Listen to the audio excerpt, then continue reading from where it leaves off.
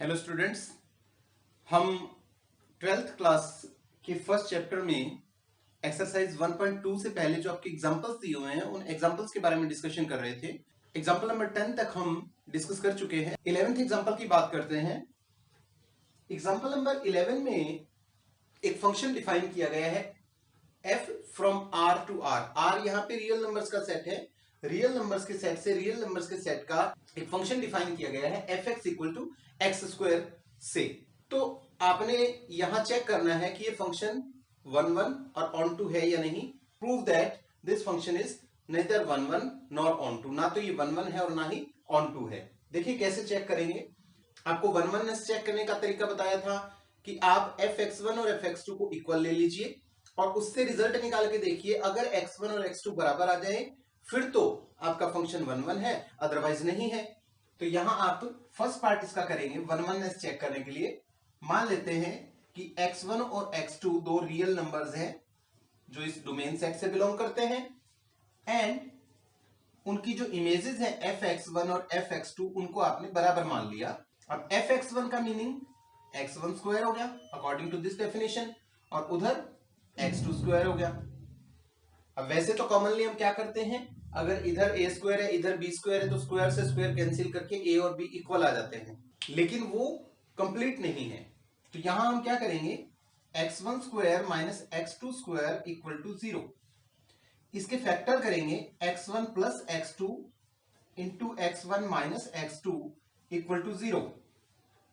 यहां से रिजल्ट आया कि x1 जो है वो माइनस x2 के इक्वल है और यहां से रिजल्ट आया कि x1 x2 के इक्वल है।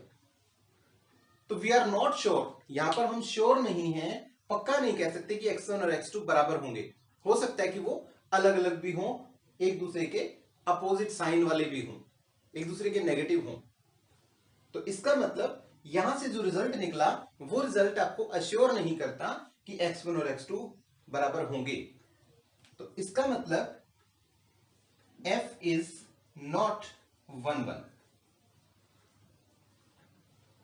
ठीक है। अगर आप यहां इन पर्टिकुलर ये बताना भी चाहें कि ये 1 क्यों नहीं है तो आपको ऐसे दो एलिमेंट्स ले लीजिए जो एक दूसरे के नेगेटिव हो। जैसे मैंने 2 और -2 ले लिया तो आप देखेंगे कि f2 और f-2 करने पर दोनों ही केसेस में 4 आ रहा है क्योंकि fx जो है वो x स्क्वायर है तो 2 का स्क्वायर भी 4 और -2 का स्क्वायर भी 4, but 2 is not equal to -2, therefore function is not 1। अब हम अगली बात करते हैं ये फंक्शन ऑन टू है या नहीं, ये कैसे चेक किया जाए। ऑन टूनेस के लिए हम क्या करते हैं, मान लेते हैं कि y belonging to r which is codomain such that y is equal to fx। ठीक है, y जो है वो हम कोडोमेन का एक सेट y जो है वो कोडोमेन का एक एलिमेंट ले लेते हैं जिसकी प्री इमेज x हो, मींस x की image y, that is fx equal to y।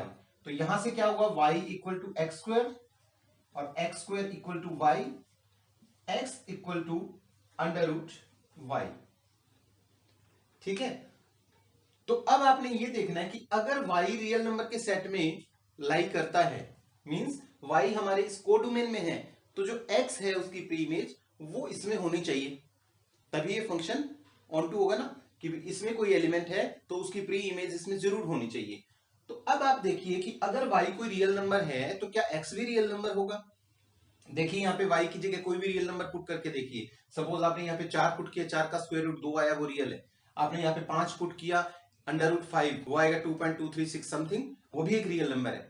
लेकिन क्या होगा जब आप y की कोई नेगेटिव वैल्यू ले लेंगे, y को कोई नेगेटिव रियल नंबर ले लेंगे, जैसे सपोज y की जगह मैंने -4 ही ले लिया, तो -4 का स्क्वायर रूट क्या होगा, इमेजिनरी होगा ना, 2 आयोटा, आपने लास्ट ईयर 11th में पढ़ा है कॉम्प्लेक्स नंबर्स में।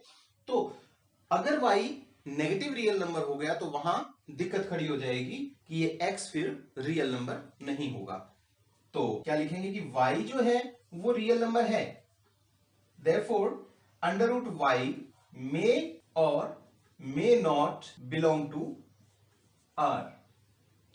जो अंडर रूट y है उसका स्क्वायर रूट वो रियल नंबर हो भी सकता है और नहीं भी हो सकता। नहीं कब होगा? जब वो y नेगेटिव होगा, और जब y पॉजिटिव होगा तो उसका स्क्वायर रूट रियल नंबर होगा। इसका मतलब यहां भी हम अश्योर्ड नहीं है कि अगर y को डोमेन में है तो उसका x जो प्री इमेज है वो डोमेन में है या नहीं है।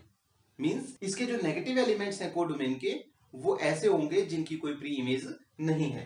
Therefore f is not onto. अब मैं इसी एग्जाम्पल को थोड़ा सा चेंज कर देता हूं, इसकी स्टेटमेंट को। यहां जो मैंने फंक्शन डिफाइन किया था वो रियल नंबर से रियल नंबर के लिए डिफाइन किया था, लेकिन अब अगर मैं यहां r प्लस कर दूं, r plus two r plus का मतलब पॉजिटिव रियल नंबर्स।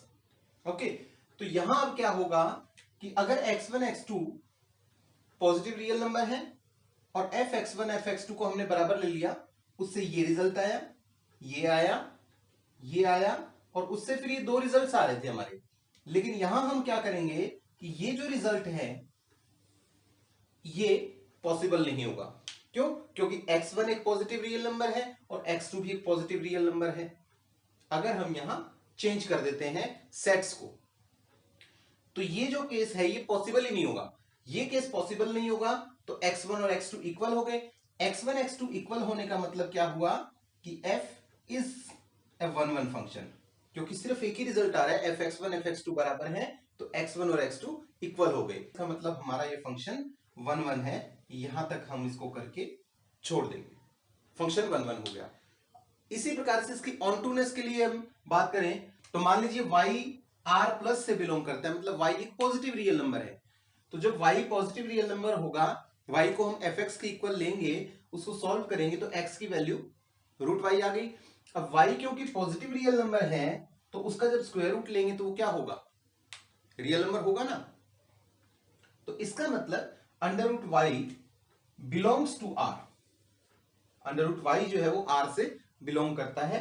मींस यहां पर x जो है वो r से बिलोंग करता है, y r से बिलोंग करता है, तो x भी r प्लस से पॉजिटिव रियल नंबर के सेट से बिलोंग करता है। इसका मतलब यहां पे f ऑन टू फंक्शन है।